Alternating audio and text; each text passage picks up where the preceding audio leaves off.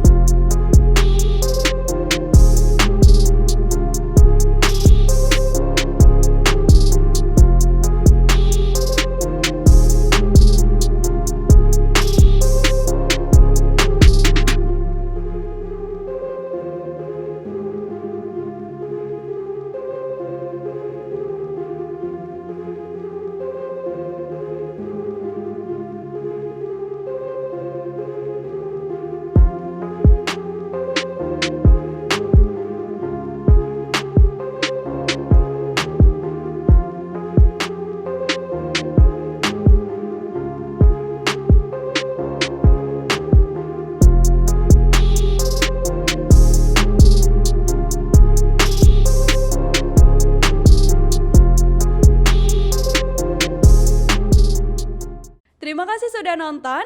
Jangan lupa like, subscribe, dan share ya.